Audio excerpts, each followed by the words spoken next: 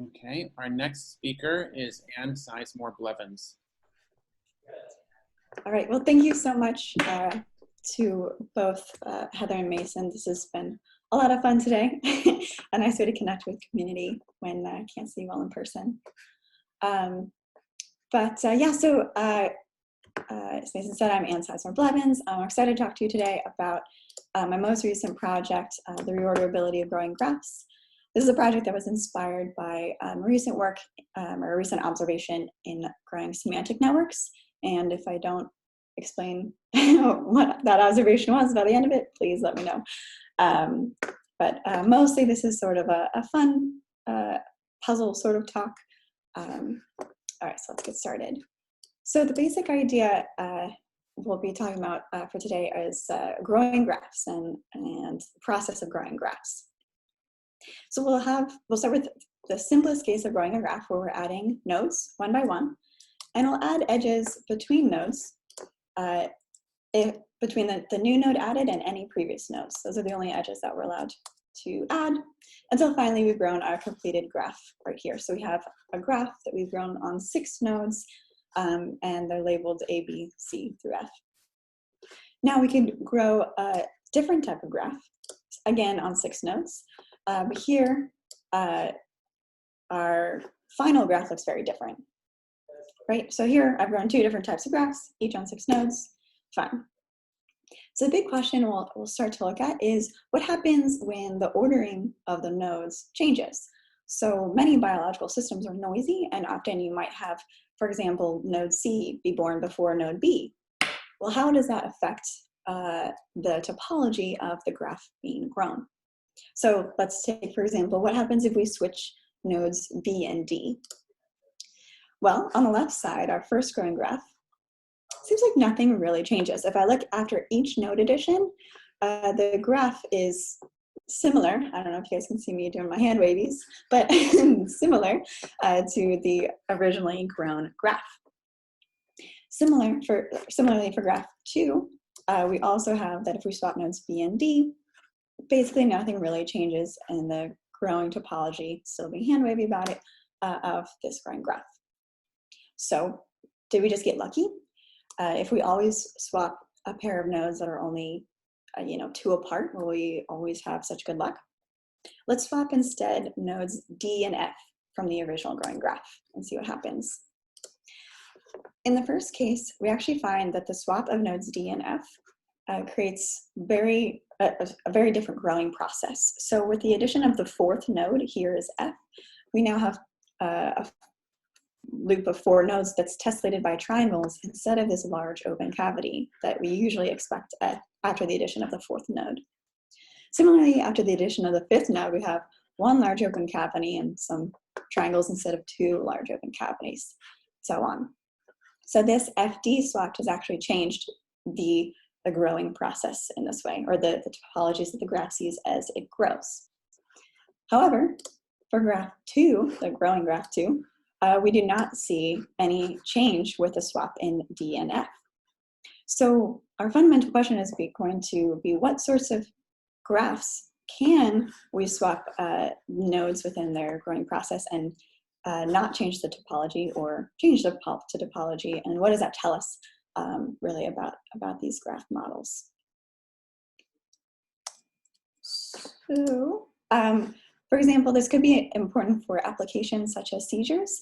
If you imagine a seizure spreading throughout the brain network, perhaps the ordering on the nodes and the topology that ordering induces affects the seizure severity.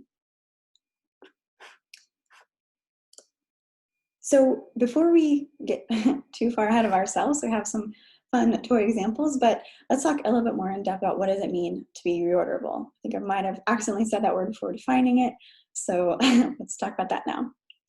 So when we're growing a graph, and all you've seen so far are binary graphs, all that really matters is the binary graph that you have and then the ordering on the nodes. So I'm always going to be growing the same binary graph, so I really don't need to care about it right now, but we need to focus on the ordering of the nodes. So let's say that this is our original ordering, red to purple. So there are 2 types of ways in which you can imagine trying to understand reorderability. The first being is the so this is now in a box because it's our standard original ordering. So we could imagine asking if the topology of the growing process is resilient to large changes in the node order, such as randomly shuffling all the nodes. So now I have a very different node order, and if the growing topology has not changed, then we'll say that that growing graph has or exhibits global reorderability. On the other hand, we could do something more like what we saw at the beginning of the presentation, where we just swap two nodes. So here we'll swap the gold and the light blue nodes and see if the growing topology changes. So if the graph then, the growing graph is resilient to those, the topology of the growing graph is resilient to those sorts of changes, we'll say that it exhibits local reorderability. All right, so let's talk a little bit more formally about how we grow a graph. So a growing graph we'll define as a pair B, S, in which B is a binary graph. It will be, and our actual results will be on 70 nodes, but here are examples on 6 nodes. And then S is an ordering on the nodes, just telling us how we add nodes, like what the order is that we grow the graph. And every time we add a new node, it will basically be a subset or subgraph of the entire graph B, just defined by the nodes that have already been added. Now this ordering can come from a weighting function, for example, gene expression, brain activity, month at which a word is learned by, by children. It says node weighted graphs. But what we really want to do is take this pair B, S, however we get it, and then create this growing graph where again we're adding nodes one at a time, and we're adding edges between the new node and any previously added nodes if that edge exists in the binary graph B. Okay, so we're not going to talk just about little graphs I can draw. We'll talk about real models and ask if they have these reorderability properties. So you'll see 6 models down below. We'll only focus mostly on these 2, the constant probability and proportional probability models. So these models sort of have a very similar definition. So for the constant probability at each new node addition, we will add an edge between the new node being added and all previous nodes with probability 0.4. So regardless if you're the 3rd node added or the 70th, you'll always connect to the previously added nodes with probability 0.4. Now, on the other hand, in the proportional probability model, we'll grow a graph where if we're adding the ith node, then the probability of connecting to all previous nodes will be I over big N, where N is the total number of nodes. So here again is 70. So importantly for the proportional probability model, the last nodes added within the graph will likely connect to almost every single other node in the network. Now, if you want to learn more about some of these others, I can refer you to the paper, but we also looked at embedded models, socially embedded models, the common preferential attachment model, and this fun oscillating probability model, where this probability just oscillates throughout the growth process. So in order to really get down into the details about comparing graphs, we're really going to look at the topology or the emerging topology, the persistent homology of these growing graphs. So to do that, we need to translate over to the language of algebraic topology, in which we use simplices as our building blocks, just like we use nodes and edges. And luckily, Lori went through many of these concepts already, so thank you, Lori. I can whip through this a little bit. What we'll do is we'll take our graph, our binary graph, and we'll just color in all completely connected subgraphs or all cliques with simplices. So I'm just attaching simplices wherever I can, and this is called a simplicial complex. So graph colored into the simplicial complex, also known as the clique complex.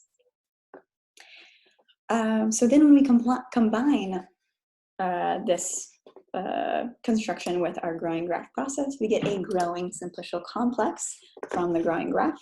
So we have growing graph and the growing simplicial complex, which I've called the node filtered order complex, or order complex for short. This is very similar to the weight rate clique filtration or the order complex, but I've added node filtered to distinguish it from the edge filtered case. And then just like anytime we have a filtration of simple complexes, we can run persistent homology. So this will be persistent homology for the growing graph case. So the persistent homology is going to track the emerging cavities throughout the graph growth process. There are a lot of tongue tweezers in this presentation. So we'll see one of the outputs is called a barcode. We'll have our nodes, the number of nodes that we've added along the bottom, and then will be 1 bar for each persistent cavity, and a bar begins at the first time we see that cavity merge. It lives on, and then the cavity is finally tessellated, which is marked by the end of the bar. So we can compute the persistent homology for multiple dimensions. For computational regions, we'll focus on dimensions 1 through 3, and some example cavities shown on the left. And here we have an example barcode where we'll highlight or distinguish bars by their color to denote their dimension.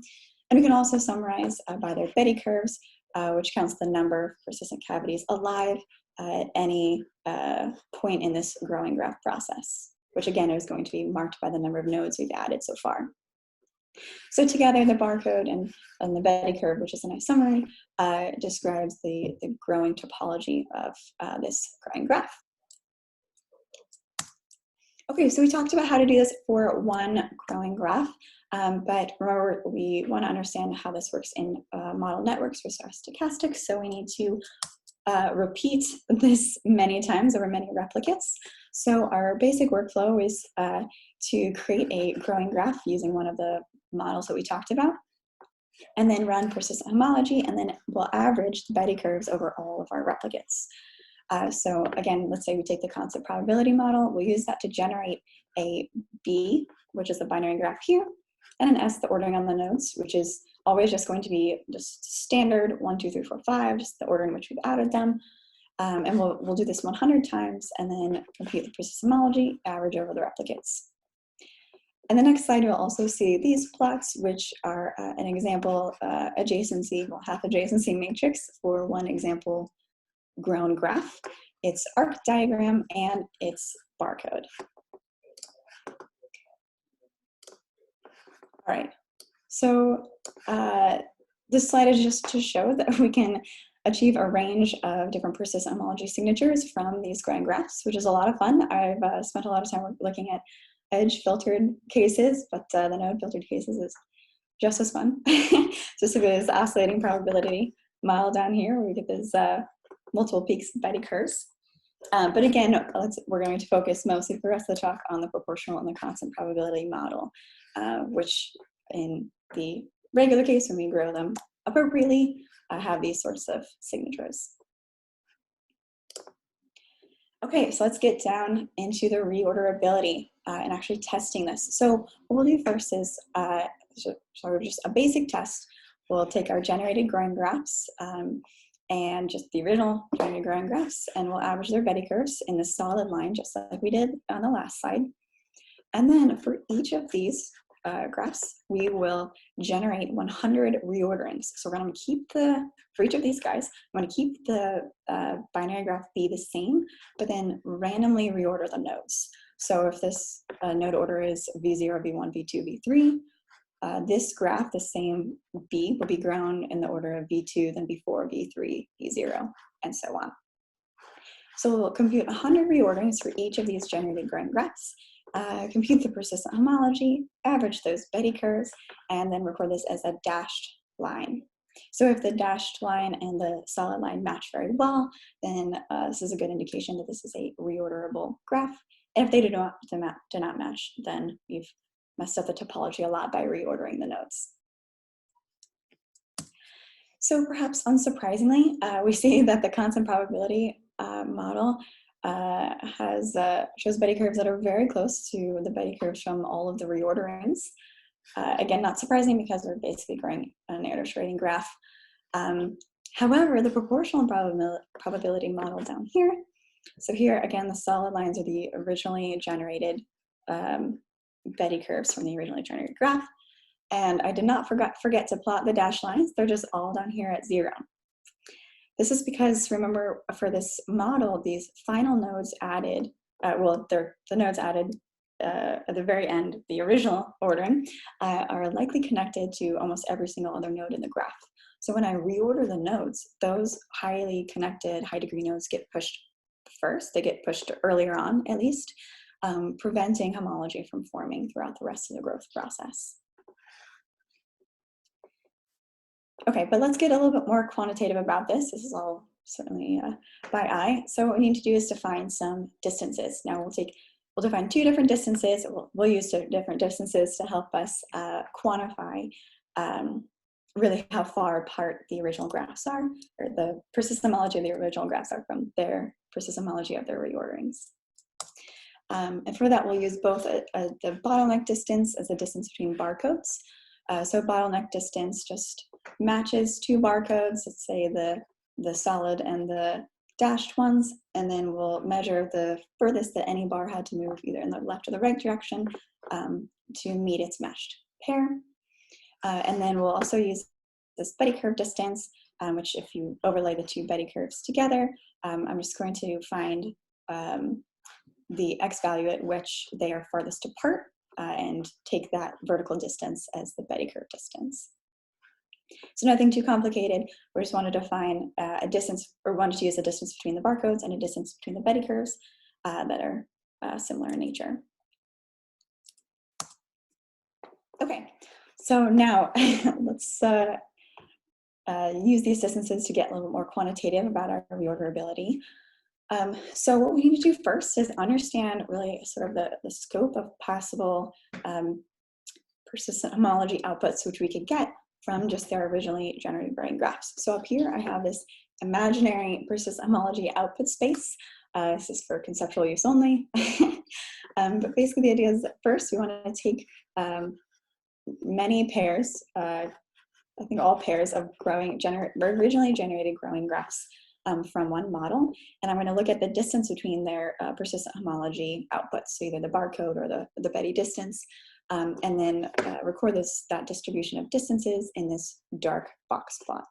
So this is asking whether or not, for our model, we're producing a lot of persistent homology that's very close together, or if the persistent homology can vary quite widely just by generating a new growing graph from the same rules.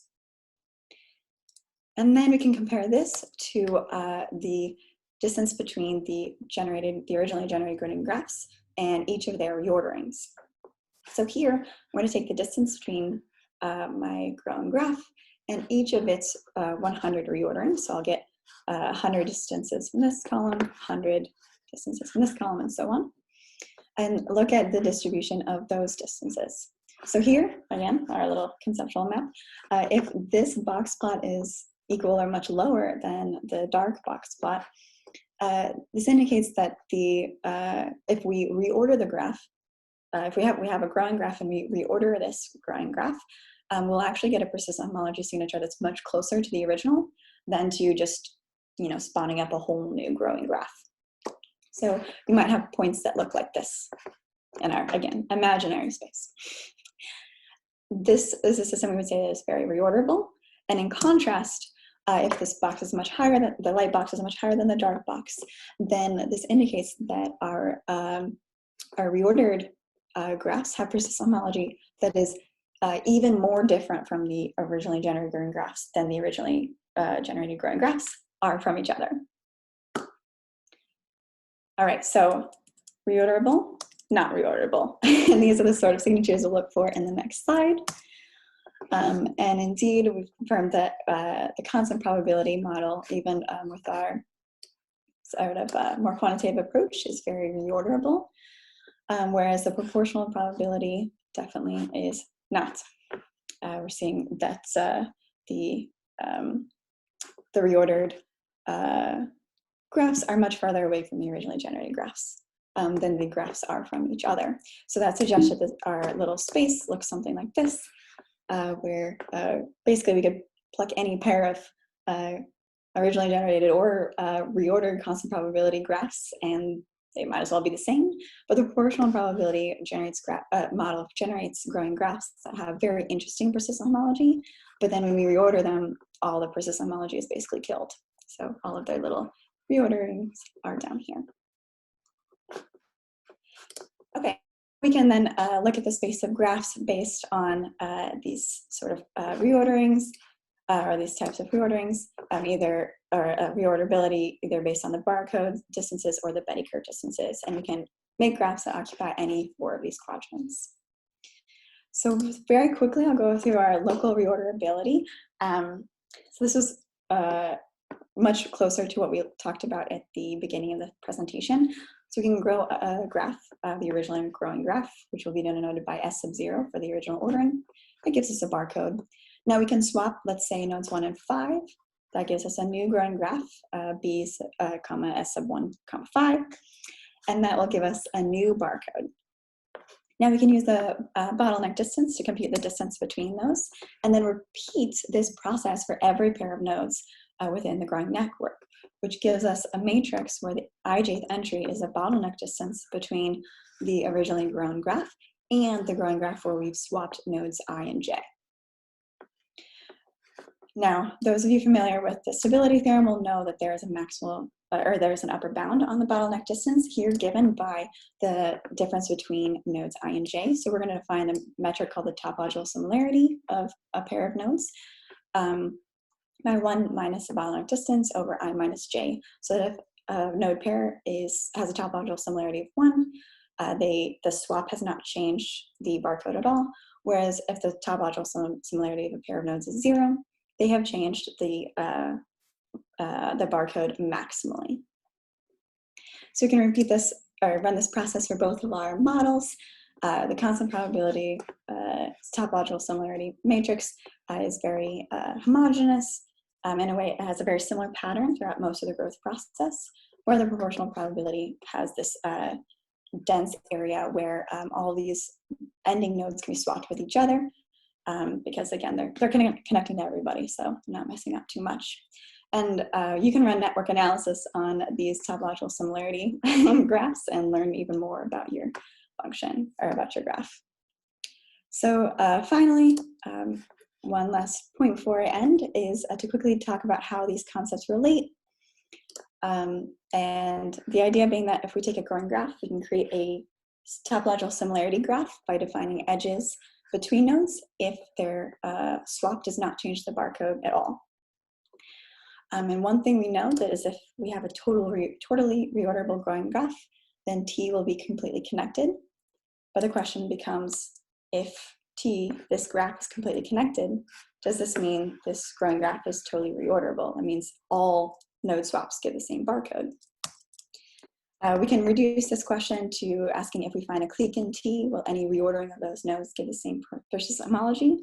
And as you can imagine, I have left it till the last minute because the answer is a very boring no. And here's a nice counterexample for you to show that that is the case.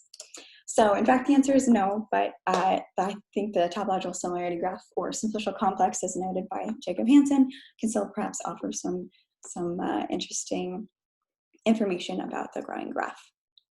So with that, I'll just conclude. We talked today about ideas, global reorderability, local reorderability, and how these two concepts might relate.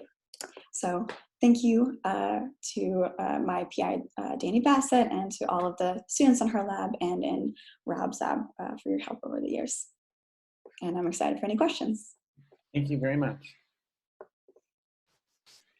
So if anybody has questions, please ping either Heather or me, and we will call on you.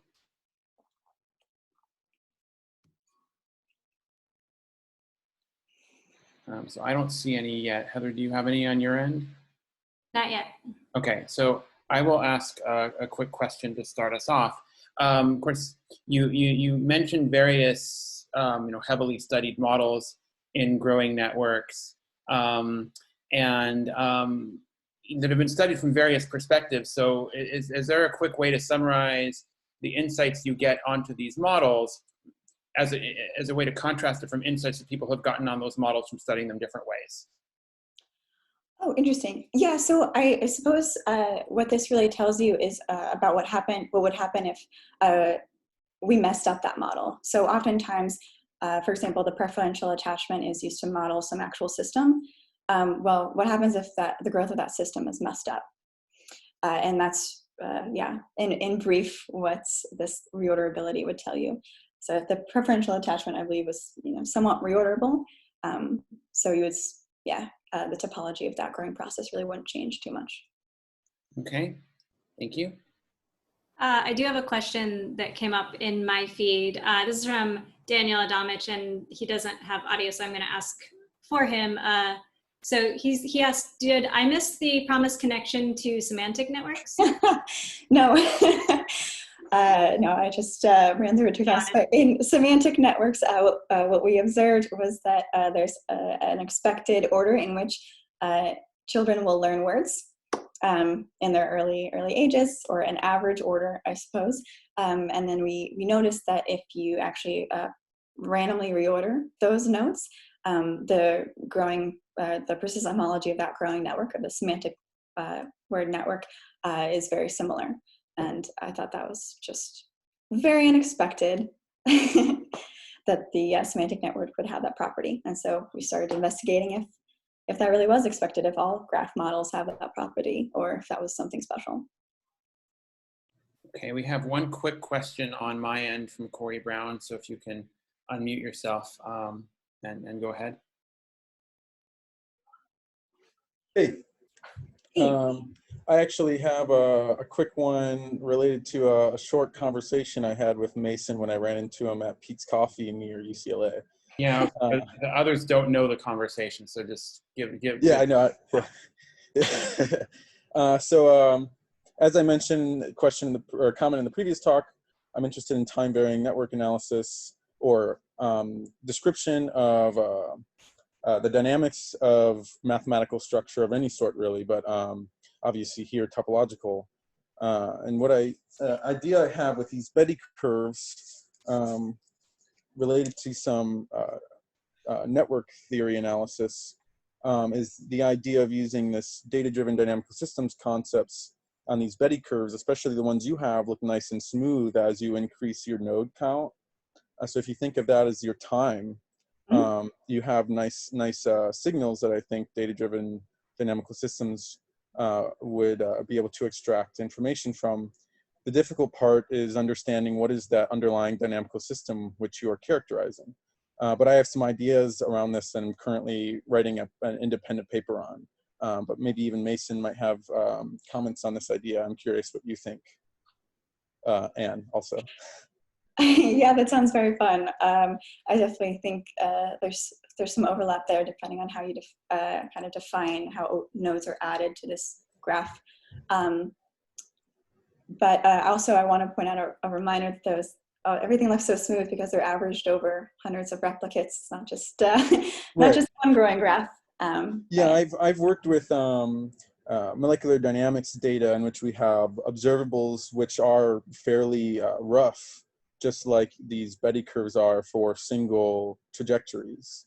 But when we average, we get smooth stuff. And on individual trajectories, we still get analysis that looks like what's done on the smooth analysis. So these methods, in certain cases, seem to be fairly robust to those sort of roughness. So this is getting a bit into the weeds that I think should be pursued in an offline conversation. Sure. We're also running a bit over, so I'll let you two hook up with each other and chat offline. Yes. Other Zoom window or something. So let me start. So let's thank Ann again, first of all. Yeah, wonderful talk. Let me. And also, like a default to that, those of you, there was a few, I think, in my chat